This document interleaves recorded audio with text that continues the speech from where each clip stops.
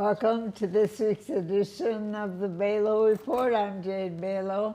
Our guest this week is Shaun Palmer, who is a city councilman for how long? 5 years now. 5 years. Yes. And how would you position those 5 years as the rest of your life? It's been great. It's exactly what I thought it was going to be. I was brought up to serve, and you serve your community, and that's what you do on the city council. I spent a lot of time listening. I probably spend more time listening now than I ever have. I've learned that that's important. We're talking about home ownership, and I probably have listened to 100 people on different ways and different opinions and different techniques. We're moving ahead with that whole adventure, for lack of a better way of saying that. We'll see some results this year. The sales tax extension helped us out with some funding. You'll see TIF funding coming up for tax increment financing coming up for single-family homes. And so, again, being on the city council is an honor to represent your ward. Last election, 72.5%. I always tell everybody I was the youngest person sworn in that day. I'm younger than the mayor, I'm younger than Mr. Keene and Mr. Wall. So it's always nice to be the youngest one there. Well, the mayor has put the stake in the ground as what she wants. And what does she mean, Rochester more lovable? Well, I think that's just a catchphrase that she used, and I think that she's looking to see, where do the citizens want Rochester to go in the future? What do we need? There's always needs in your city. One of the things would be, swimming pools, outdoor pools. Do we want 3 or 4 new pools? Once Soldiers Field pool gets done this year, do we add Silver Lake? Do we replace that? That pool was built the same year I was born. So 64 years ago that pool was built, and it needs to be redone. We're going to spend $7 million at Silver Lake Park through our park referendum dollars. Spending over $20 million at Soldiers Field Park right now. $10 million of that came from DMC. I think $6 million came from our park referendum. So that park referendum was a big deal for us, that the citizens said, what we really want in Rochester is more amenities, and we want to help out parks. So I'm proud that that passed. Is the plan for apartments where the Y used to be going to change to the Soldiers Field Park? It shouldn't. That's a private developer that bought that site. I think the total cost of that was $9 million that they bought that site in a parking lot across the street. That's probably sad for me to see that building go down. I learned how to swim there. I worked there as a young adult, and I should say as a high school kid, I taught swimming and was a lifeguard there. So I always tell everybody, Chuck Kazama said he always knew me, and I was this tall. And the Y was good for Rochester, and how things have changed. Ys are changing. The YMCA of the North took that over, and they've closed 6 Ys, I believe, in Minnesota. People aren't going to workout facilities. They changed their mission. The mission used to be help out everybody in the community. We used to have wise men who sold watermelons, wise men who used to do Christmas tree sales, and you just don't have that in your communities anymore, which has changed. So what, you're changing the city to how it's being used? Well, what do we need? I mean, the city's always evolved, and cities do that, and Rochester's doing that right now.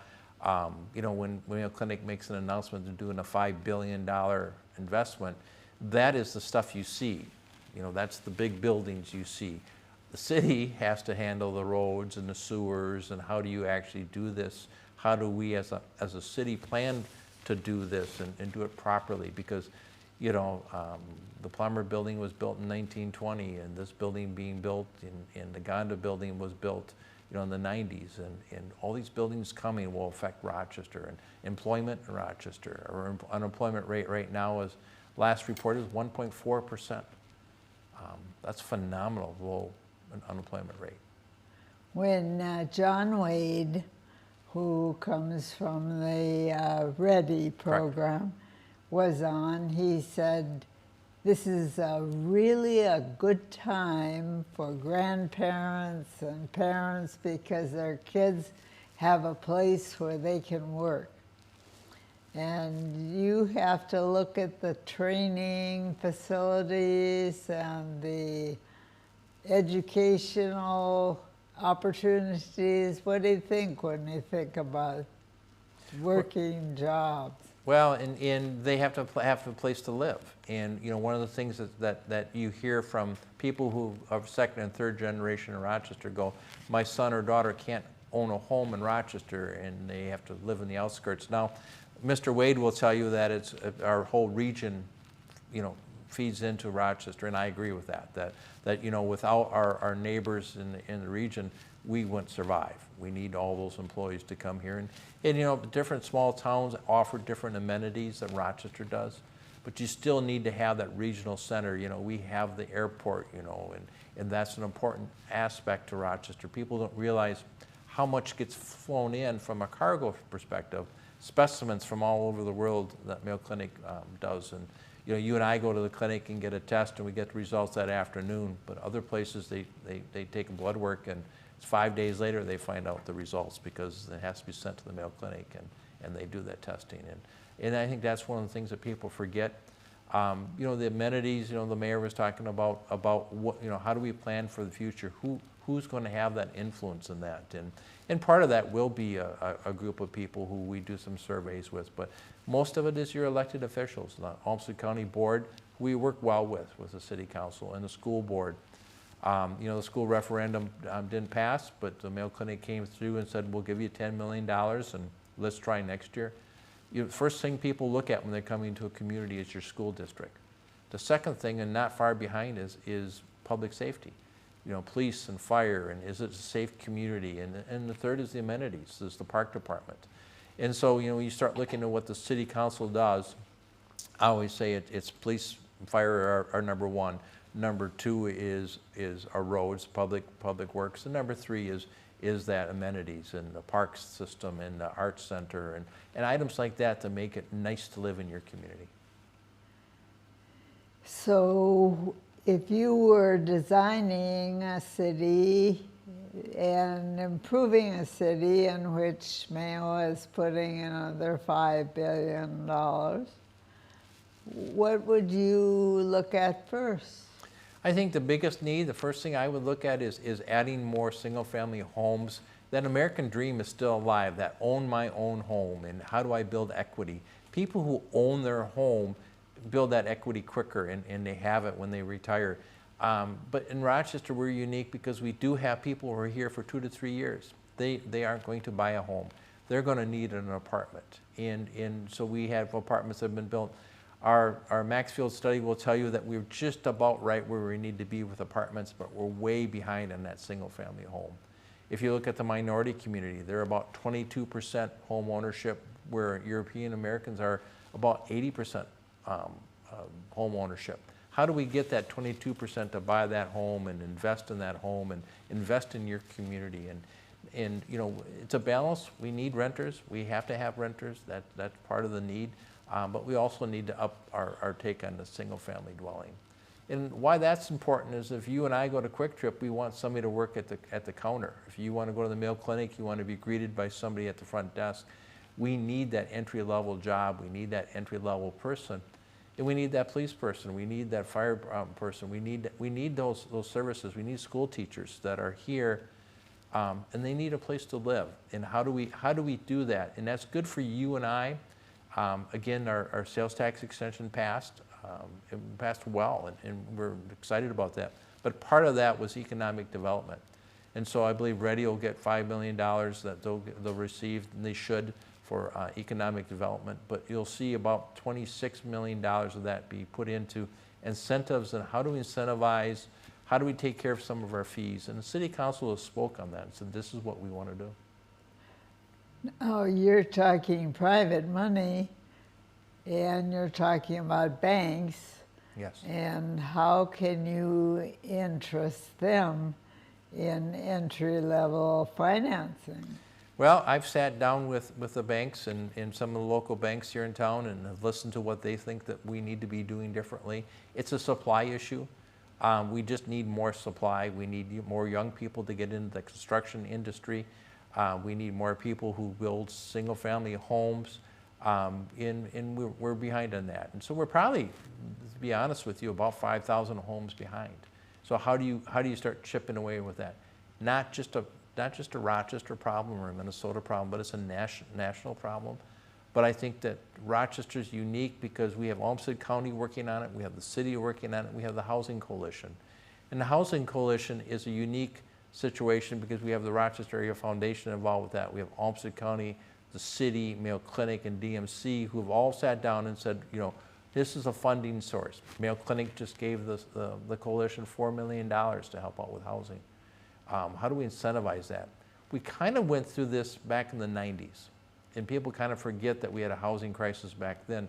And we used TIF financing, that tax increment financing, and that's something that we can do to lower the cost of that entry-level home and get that person to own that home. With the sales tax extension, I envision us using it for fee reimbursement. So instead of having you pay $9,000 for a sack and whack, which is a sewer and water, that we would incentivize that and put that in there to get more houses, get more supply. Now, the state of Minnesota has programs, and nonprofits have programs to help out people with down payment assistance. And they have it, and it sounds odd, but if you've never owned a home before, it's scary. And so there's programs for people to learn how to be a homeowner and what does that mean, and also the benefit of it. How do you build wealth? Your mortgage payment always stays the same, typically, but your house value goes up. And in Rochester, if you're betting, your house value will go up. Now, if you live in Duluth, your house value might go down. I think they're at 80,000 people in the town from 120. But Rochester can grow. People say, well, we don't want to grow in the cornfields, and we have room to grow. Minneapolis and St. Paul do not. Duluth is all bound by other cities or by natural boundaries. But we have areas that we can grow into, and we should do it smartly.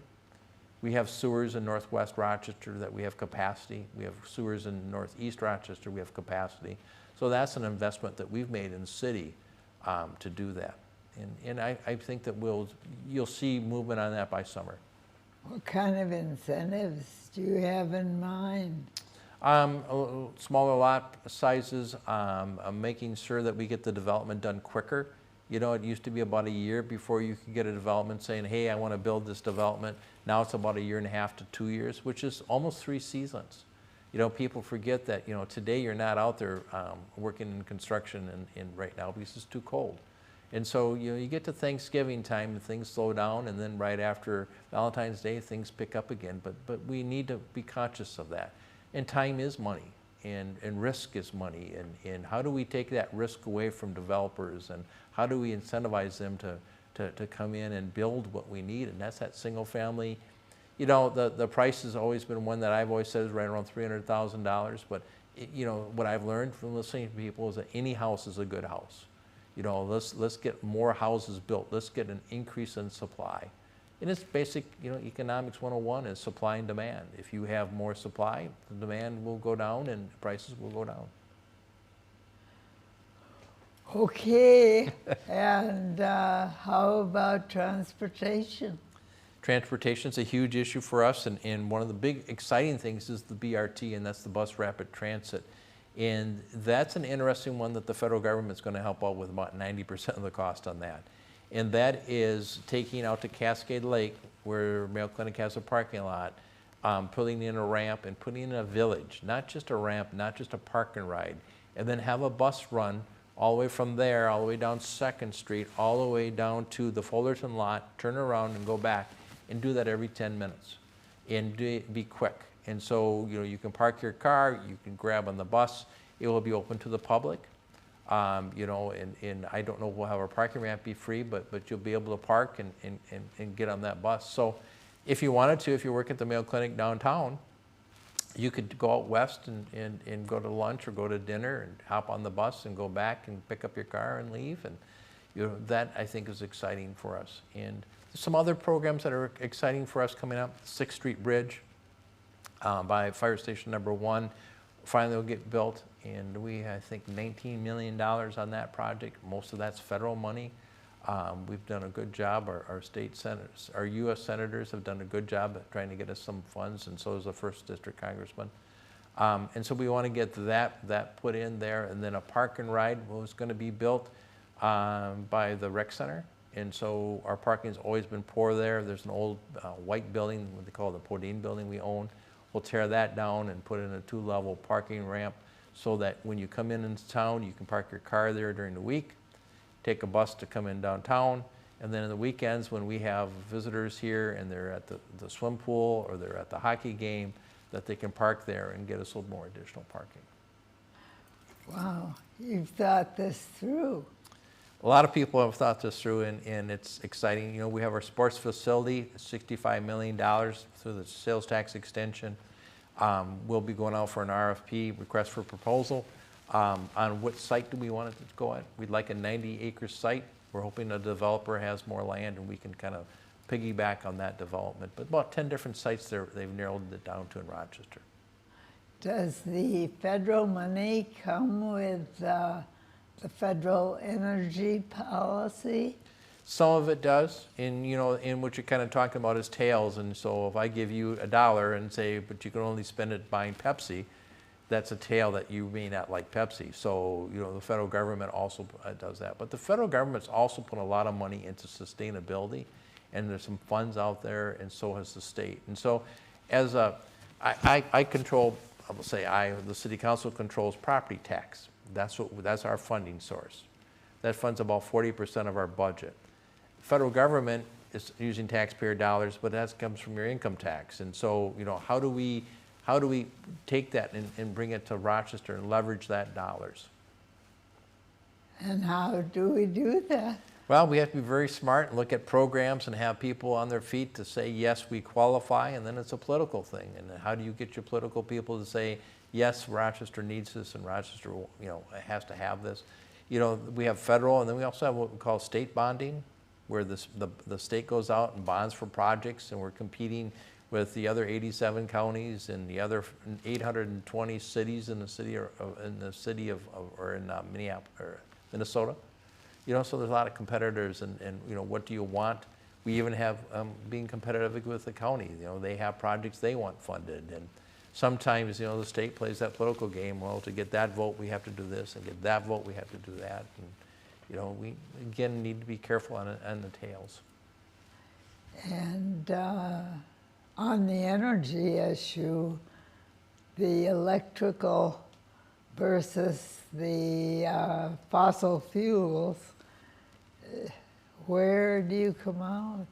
Well, and that's interesting because, it's all in definitions. And so if I say renewable energy, a great majority of us would say that natural gas is a renewable resource. There are other people who say, no, it has to be wind or solar. And, today the wind isn't blowing very much and the solar's not very good. And so we have to have dependability in our system. We've gotten away from coal for environmental reasons. But coal plants, in the old days, you would stoke up the boiler, it produced steam. It took, I believe, about 12 hours for it to produce enough steam to get electricity. With a gas turbine, I can turn on the switch, and within 5 minutes, I have electricity. And we have gas turbines. We have a turbine plant out in the west part of Rochester by the landfill. We have another one by 14 and 52. That one was put in the 70s. And basically, they're jet engines, and they run off of natural gas, and then they produce electricity. And so that's a base service that we have is our base. And so, solar will not produce a lot of electricity for the system. Wind can produce some, but it's not dependable at night. It's not dependable. Again, today you would not be having any wind turbines moving. It's great to hear you talk about the jobs, because that seems to be a great need for this community, especially the jobs that Mayo would open up. And how do you reconcile the reaction to the school referendum with the need for education and training?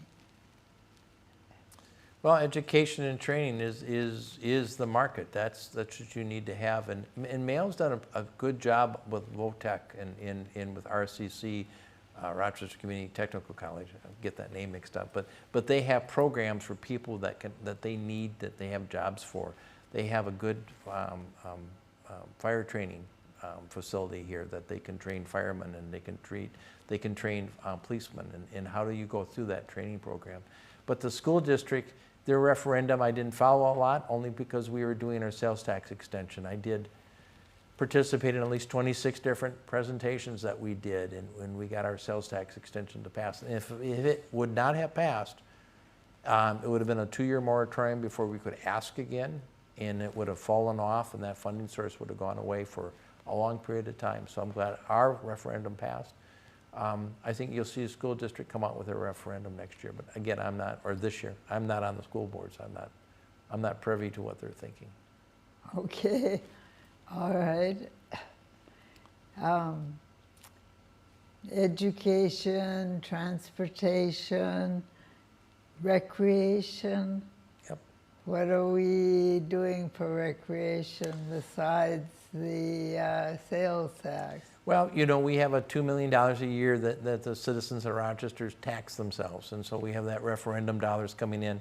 1 million of that goes to projects we bonded for, and so that we can get things done early, avoid construction inflation, and get the use of it. The other $1 million goes to existing parks and existing neighborhood parks and existing trails or new trails that we're putting in. And so, you know, we look at that need. Rochester's unique. We have over 100 miles of trails that you can go. You can go all the way from northeast Rochester all the way to southwest Rochester. You can go all the way to Mailwood on a trail. And that's a recreational trail. And people walk it, they bike it, and I run it. I run 40, 45 miles a week on our trail system. We plow more of it now than we ever have. You know, we keep it open year-round so you can get to work if you needed to. Wow. Yeah. Okay, what else do we have then to do? Well, you know, a couple things for the city council. We took our open comment period and we knocked that down to 2 minutes from 4 minutes. And we did that for a couple reasons, but one of them was that gives more people an opportunity to speak. Sometimes you get 4 minutes and you just kind of repeat the same thing, so 2 minutes. The other one we did, and this is unfortunate we had to do this, was we no longer accept phone calls from the outside. When COVID came, we accepted phone calls, and it's been abused nationwide. You get pranksters and people who are, you know, calling in and saying rude things on the phone, and so we were forced to eliminate that phone call ability.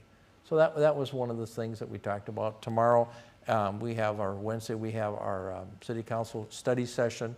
We've got a grant from the state of Minnesota. Let's see here. $5.3 million, they call it the public safety aid. Fire department will get $1.4 million of that. They're going to buy a new fire truck with that money. They'll do some training, some turnout gear replacement because the standards have changed. The police department will do a pilot program on how do they handle homeless people, and then replacing cars. The police cars are behind because car prices have gone up a lot, so we didn't budget enough for it. But the other one is they weren't available last year. The manufacturer of the car said we don't have the supplies, so we're not going to provide cars. The other one is I think is good, and I like this idea, is cameras. They're going to invest about $250,000 in cameras in our community. Hopefully we'll do them in our bathrooms at our parks so that outside the bathroom you can see who's coming in, because we have vandalism. So we've closed, you know, Cook Park, we had to close the bathrooms because they were getting vandalized. Bear Creek, Slattery Park were closed because they were being vandalized. And so with a camera, that gives you the ability to see who's doing this vandalism and be able to go to court with it and say, hey, this person vandalized this, and we have proof of that. So that will be big into that, so we're looking forward to that. Do we have the manpower or person power, if you will, to support the fire department, the police department, the emergency medical services, that other cities are having problems recruiting.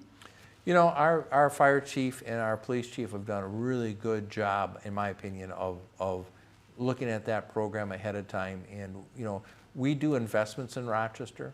And what I mean by investments is that we have the ability to have our officers, you know, police and fire, talk to somebody. And they talk to a psychiatrist twice a year and see if they need any help and help them with that. They have gyms for them so they can work out and work on that.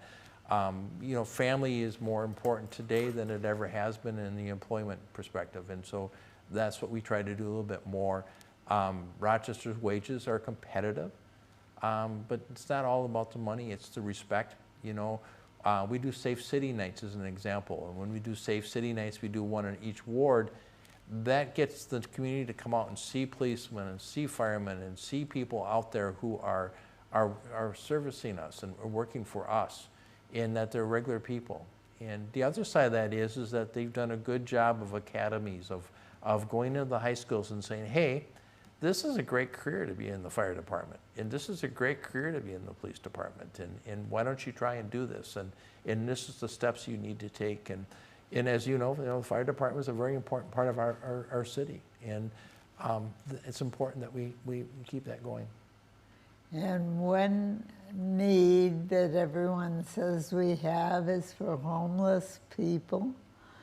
And you've talked about home ownership and a lot of different solutions, but nothing that is definitely for homeless people. Well, tomorrow we're meeting as City Council. We back in September, 5-2 vote to ban camping in our parks and on our city property. And what we're being told by the county, and Elmstead County is the person they are in charge of homelessness. They're the social service part of it. We don't get funding for that. Have said that they want people to be who are homeless on a short period of time and move them along. They don't want people living in tents. And it's just not humane to have people living in a tent in this weather or at any time. And so we're going to have a meeting tomorrow, closed doors. We're going to have our ordinance finally read and tweaked a little bit because there's some legalities in there that we need to take care of. But February 4th at our meeting, we will have our first reading on our ordinance, which means we'll vote for it one last time, and then we'll be able to have a camping ordinance. The rub on it is the number of people who are homeless moves, but there's some people who are voluntarily homeless. They don't want to go to a shelter because they don't want to follow rules. There's some of these people are drug addicted or alcohol addicted. Some of them have mental health issues, but you have to remember, and I mean this sincerely, is that those are our brothers and sisters. And we need to take care of our brothers and our sisters. And you know, we had 3 people this last year die in tents, you know, in our parks, and we don't want that. And so how do you control that? There's some legalities on that and different rules. The Supreme Court of the United States is going to look at it probably in September, see what cities can do. It's been a fiasco out in the East Coast and West Coast on these homeless encampments, and even in Minneapolis. But our district court in the state of Minnesota ruled that it's not a legal problem to have camping, it's a policy problem. So if we have a policy that states that you can't sleep overnight in our parks or our property, then we can enforce that. And so that's what we'll be doing. We are out of time. Wow. And we're so grateful to you, Shaun Palmer, for your intellect, your willingness to go that extra mile and to learn about these things. And it's great to have you as an interviewee. Thanks for having me on the show. I appreciate it. I really do. And I appreciate all the things that you have done for our community.